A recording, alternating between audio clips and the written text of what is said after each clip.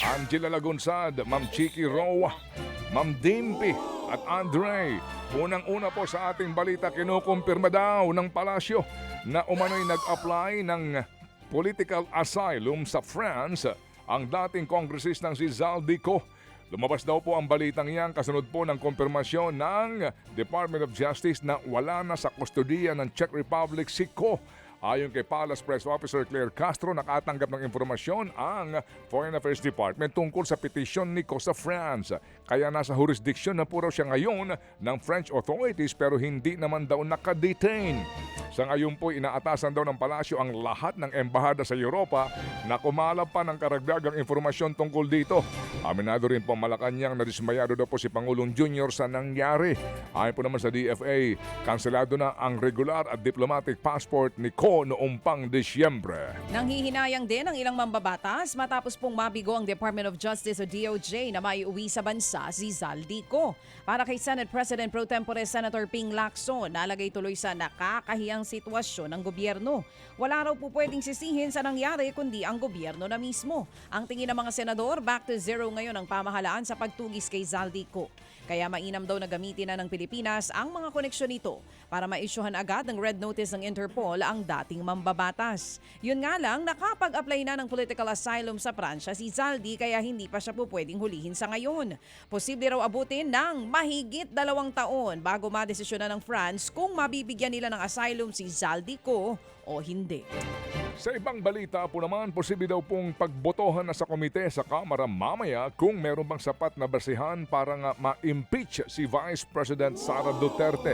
Posible yang mangyari kung wala na pong tatalakayin ang House Committee on Justice o sa makakuha po ng majority vote at ideklarang merong probable cause o sapat na po ang basihan ang mga reklamo, magpupulong ulit ang komite sa Mayo 4. Yan nga po'y para buuin na at aprobahan ang committee report at articles of impeachment na iakyat sa plenaryo.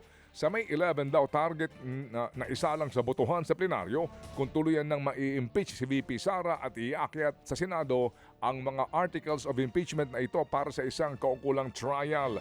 Ito ho mismo ngayon ang sinasabi na obligado ang Committee on Justice na bigyan ng bawat isang kopya ang bawat miyembro ng plenaryo ng Kamara. Yan ang requirement ng Supreme Court, di ba? To see to it na lahat ay bibigyan ng kopya. Dami hong papel niyan. Gastos yan mga kapatid kasi hard copy yan, ilang dokumento yan. Yung pong committee report mismo, Aaron, Ma'am Grace, gaano kakapal yan na articles of impeachment na bubuuin nila. Lahat yan ibibigay mo sa bawat 300 plus members of Congress as required by the Supreme Court para walang masabi na hindi sila nakapagbasa. At bibigyan mo ng sapat na panahon para basahin. Babasahin ba nila?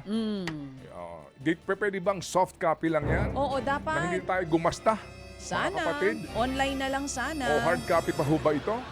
Yan pong ating aabangan din kasi nga ngayon obligado po ang lahat ng miyembro na makakuha ng kopya para na mapag-aralan bago sinasabing botohan sa plenaryo. Samantala, nakapagtalaga na po ng trial chamber ang International Criminal Court o ICC na siyang hahawak sa mismong pagliliti sa kaso ng dating Pangulong Rodrigo Duterte. Base sa desisyon ng ICC, ibibigay sa trial chamber 3 ang magiging pagliliti sa dating Pangulo.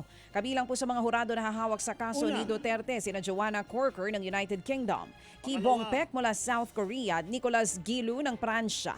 Nahaharap sa kasong crimes against humanity si Duterte. Kaugnay po yan sa kanyang madugong drug war na kinumpirma mismo ng pre-trial chamber noong nakaraang linggo.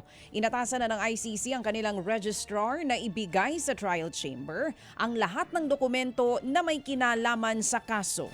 Samantala po naman, pinag-iisipan po na raw ni Senador Bato de la Rosa na i-waive o wag munang tumanggap ng kanyang sweldo at allowance habang hindi siya nagpapakita sa Senado. Itong kinumpirma mismo ni Senate Ethics Committee Chairperson Senador J.B. Ejercito matapos nga pong talakayin ng komite ang mga nakabimbing reklamo laban kay Senator Bato. Kabilang po sa mga nakabimbing petisyon sa komite ang pagpapataw po ng no work no pay scheme laban kay Bato, pero aminado po si Ejercito na wala rin kasing existing o kasalukuyang pong rules ang Senado para dito.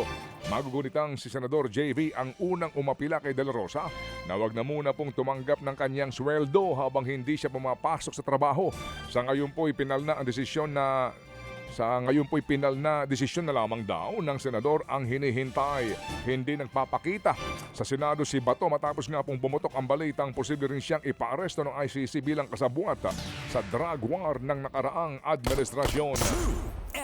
Mga kapatid, para sa iba pang mga balita at impormasyon, sundan niyo po kami sa X, Instagram, Facebook at syempre sa TikTok, True Network PH. Mag-subscribe din po kayo sa aming YouTube channel, True Network. May website din po tayo, truenetwork.ph, at pwede niyo rin po kaming mapanood sa Channel 19 ng aming True FM TV. Lagi pa rin makinig sa radyo dito po sa 105.9 True FM dahil dito, laging true sa'yo, kapatid. Tayo sa totoo, tunay at tapat.